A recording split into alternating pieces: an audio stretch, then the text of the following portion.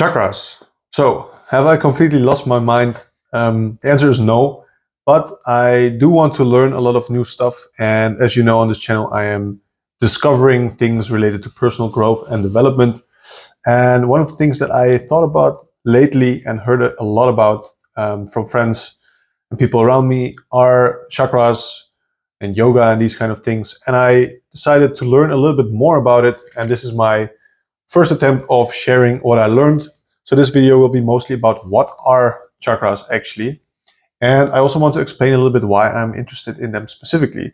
Because as you will see as we go through it, there are some commonalities between the chakra system and the archetypes that you might discover if you're into Jungian psychology, but also the philosophies coming back in Covey's work from the 7 Habits of Highly Effective People, as there are certain human basic necessities, human desires that have an influence on us and drive us in certain ways. I think you can draw some parallels between the chakras as well, which is why I found it very interesting, and I'm just going to explore what it is and what I can learn from it. So if you're interested in that, please stick around, and I'm sure you will learn a lot as well. So we're starting off basically from the basics. I know there are a lot of different conceptualizations of chakras, and they're even up to 114 or something, I heard. But the most basic ones are 7. So I will just start with that. There are 7 chakras in your body. I will walk through them one by one. Oh yeah, and a chakra, as far as I understand, is kind of a pool of energy, or like a gate or a center of energy, where opening them or like kind of fixing them helps you to let energy flow throughout your body. I also heard in connection to specifically Kundalini that the energy flows from your root chakra, which is like the bottom, all the way to the top to your crown chakra, but only if all of them are open. So they're also kind of gates through which energy can flow. That's at least my understanding. So we will start from the basics, maybe come back to that in a later video. All right, let's get started. So the root chakra is located at the base of your spine. It's basically there that if you would be sitting on the ground, you can connect your root chakra directly to the ground, to the earth. It is connected to your earthly needs and desires. So it's about stability, security, staying alive, being healthy. And that's also why if you are feeling anxiety or unstableness in your life, it can be related to your root chakra. So see it as the most primal needs that you have as a human being that is alive. So the things that are keeping you alive, your root chakra is connected to those kind of things. So am I feeling safe? Do I have enough food? Am I secure? These kind of things are related to your root chakra. Nice to know. Perhaps its color is red and the element is earth. Makes sense to me.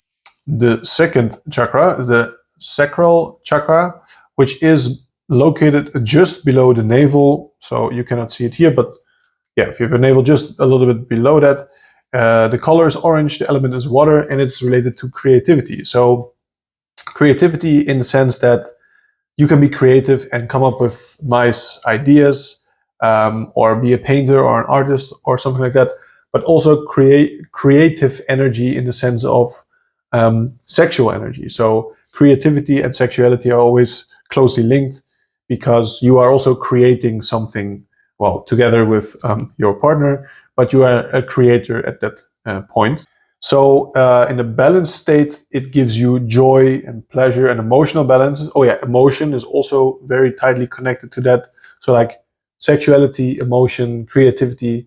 I guess these are all things that are still relatively close to your human existence, but something that you basically only have time for if you're not dying. So once your earth chakra needs are filled, kind of then the higher step is then enjoyment, creativity, reproducing, etc. If you feel guilt, creative block, or intimacy issues, there is some work to be done in your sacral chakra, just below the navel. So there you go. Then there is the solar plexus chakra, which is at your solar plexus, which is like just at the bottom of your rib cage in the center. Its color is yellow and the element is fire. And this is related to confidence, willpower, and personal power. So the truths and the understanding you gain from your earth and your sacral chakra need to have a vessel to be actually broadcasted, not broadcasted yet because that would be the throat chakra, but like to give yourself the confidence that this is who you are. You are confident in who you are.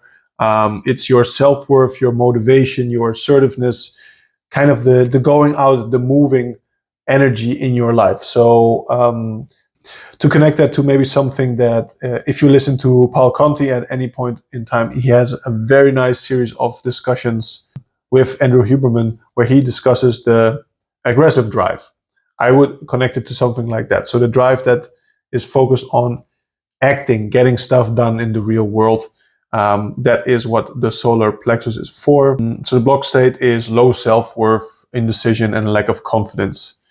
Also makes perfect sense to me that this follows in this order of things. Next, we are going to the fourth chakra, which is exactly in the middle of the seven. It's the heart chakra, which is in the middle of your chest around here. Its color is green and the element is air. It is related to love and compassion, obviously, because it's the heart. But it's also the bridge between all things. And it also makes sense because it's connected to the oneness. So to realize that everything is actually one.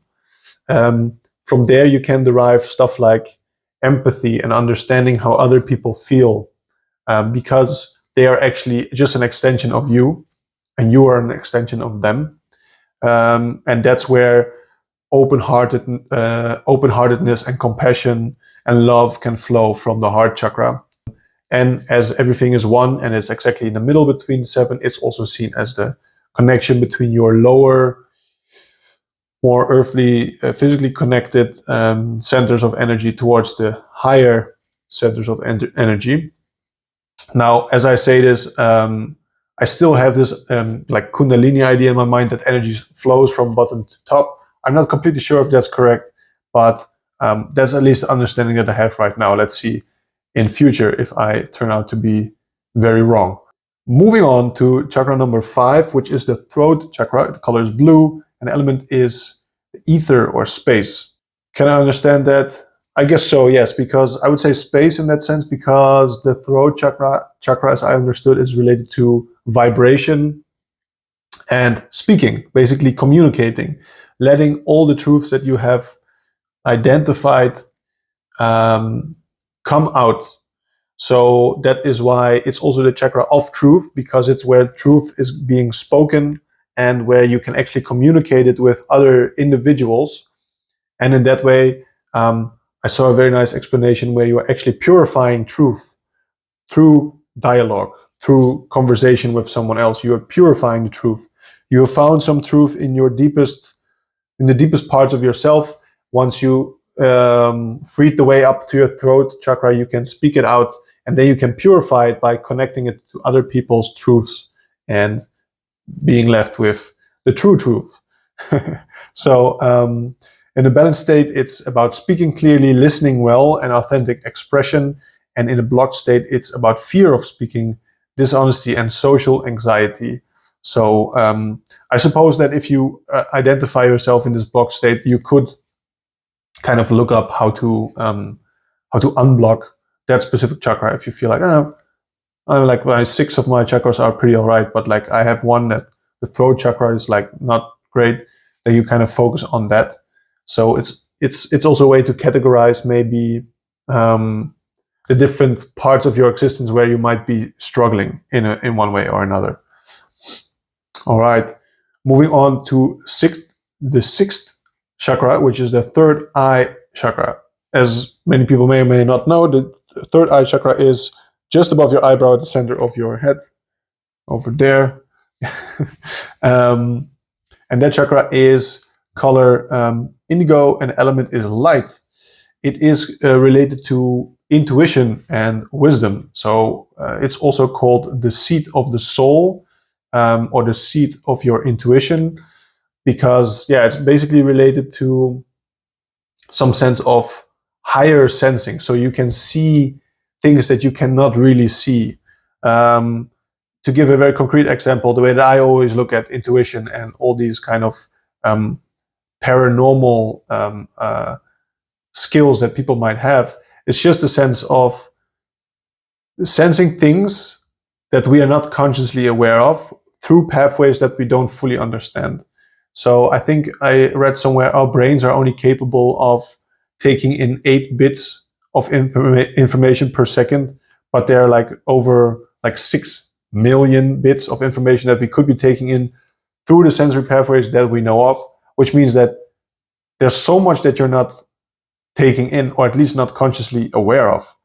So your third eye, or your higher like your higher sense of being, the intuition, then senses these things and translates it to you in a certain ancient knowledge kind of feel that you can use then in that way. The balanced state is a clarity, a strong intuition, and a deep perception.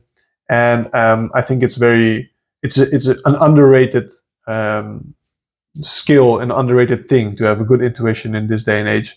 And I think it's actually very, very powerful if you do have that. If you are more confused, an overthinker, or disconnected from your inner guidance, you might be struggling with your third eye chakra. Which brings us to the last, but not the least, the seventh, the crown chakra, which is at the top or above your head. Even this is something that is interesting because it's not inside of your body. It's more connected with God, with the God consciousness, with a certain spiritual connection or enlightenment, something that is higher than your own current consciousness. Its color is violet or white, and the element is thought. So there's no clear physical, sensible expression that you can feel it, but it is the point where you connect with the oneness, with the Almighty. I think this chakra contains the most mysteries also for me, but at least I kind of know where it is located and what it stands for. I don't know, I guess this is it. I hope that this is a nice introduction to the chakras. I will do some more research and then find out what I can do with that. But I just wanted to bring it up. Start with this. Let me know if you also like to learn more about it. I think the more that we learn, we might be able to connect it more and more to other traditions and some views of the world, especially psychological ways to view the world. The nice connection that I already found here is the physical, spiritual, mental, and social aspect that are the four basic human needs as discussed in the book First Things First. So I don't know, I think there are some nice parallels to be drawn and probably a lot of stuff to learn and to uncover. If you would also like to learn and uncover more, don't be ashamed to subscribe to this channel. It's perfectly fine. I understand if you want to. Don't forget to like the video if you like the video, and don't forget to have a great day.